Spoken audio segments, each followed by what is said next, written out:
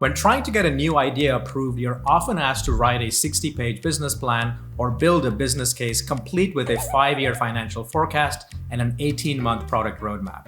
However, much of this information needed to build an accurate plan is simply unknowable at this stage, and you end up writing a completely fictional novel. This is why many startup founders completely forego the business planning process entirely, but this isn't any better.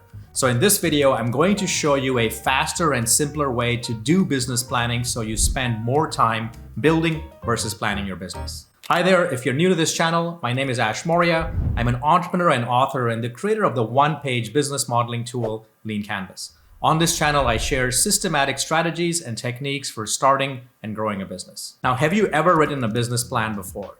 Did you enjoy this process? I've posed these two questions to thousands of makers, entrepreneurs, and innovators all over the world, and here's what I found. Only 30% had ever written a business plan, and less than 2% enjoyed the process. I asked the investors and stakeholders in the room if they actually read the entire business plan. Again, less than 2% admitted to doing so. Instead, they preferred a one-page executive summary, a 10-page slide deck, or a 30-second elevator pitch. So why then are we still forcing people to spend weeks writing a 60-page document that no one reads and it's seldom kept up to date? The problem with traditional business plans is that they are just too heavyweight. They take too long to write, are best guesses at best, but most importantly, they don't even get read. At the other end of the spectrum, many startup founders completely forego the business planning process and instead opt for a just do it or wait and see approach. But a no-plan alternative isn't any better and often leads to creating a zombie startup that is neither dead nor alive. These are startups that end up on too small a market with little or no growth potential, and then they get stuck. The good news is that most zombie startups can be completely avoided with a little bit of business planning, but a business plan is the wrong tool for this. This is where business models come in. Unlike business plans which attempt to describe a perfect plan, business models assume that a perfect plan is a myth, and they instead help you capture the best snapshot of your idea at the moment. When you're trying to launch a new and innovative idea under conditions of extreme uncertainty, you don't want static and heavyweight plans, but something a lot more dynamic and lightweight, that are quick to create, quick to update, and most importantly, get read.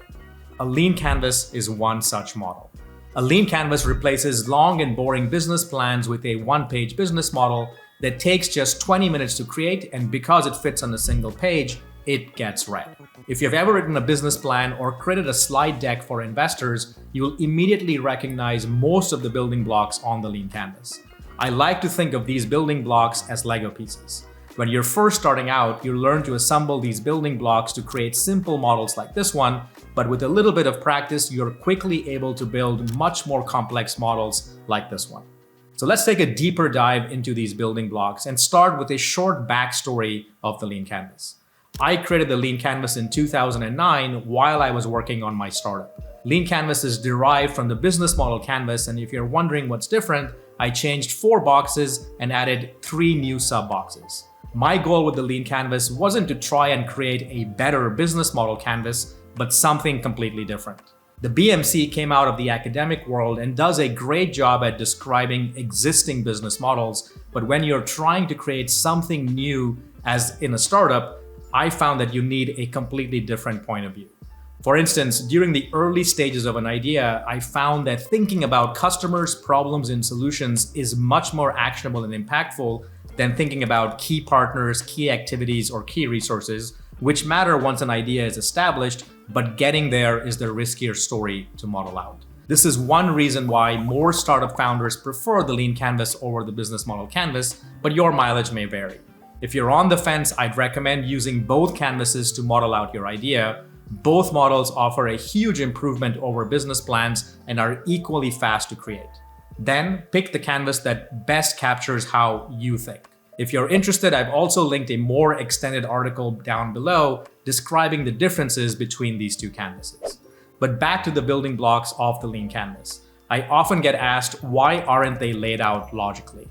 My first answer is that because I derived it from the business model canvas, I wanted to preserve the overall shape and keep as many original boxes as possible. A better answer, though, is that ideas don't start logically, but as flashes of inspiration. These flashes of inspirations could technically start in any one of these boxes. For instance, many ideas are inspired by the introduction of some new technology. This is currently happening with AI. These ideas start in the solution box. From there, you might then explore what problems you can solve with this new solution and who are most affected. Or you might start with a personal pet peeve or problem you deem worth solving. These are scratch your own itch ideas that start in the problem box.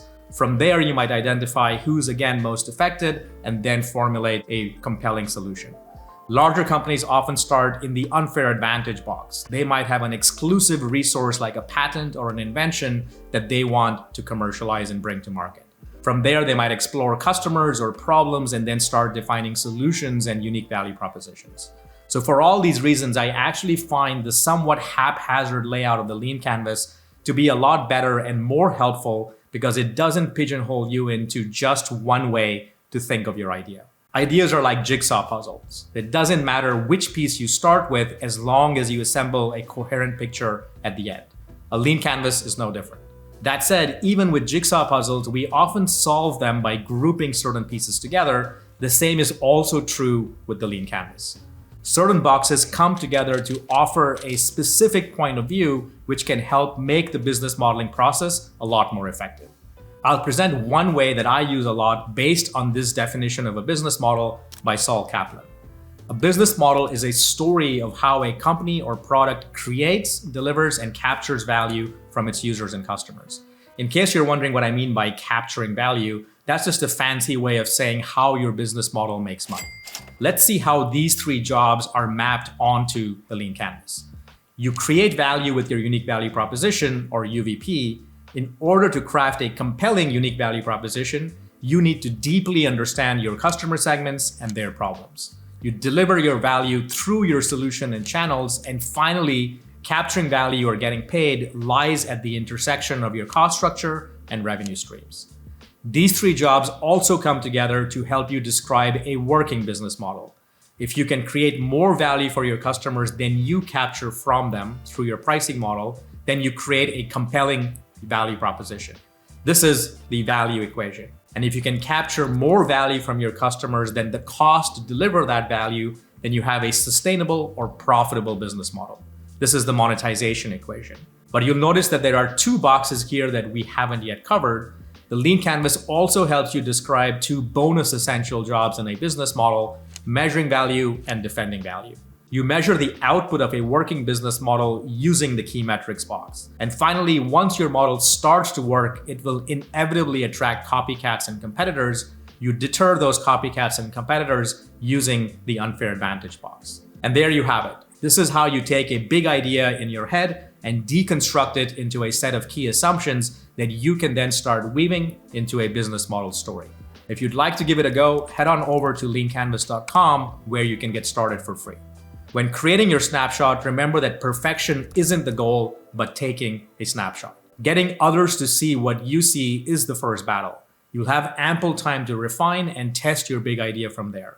If you enjoyed this video, I've got lots more videos like this one coming. Please subscribe to the channel and leave a comment below. Thanks for watching, and until next time, take care.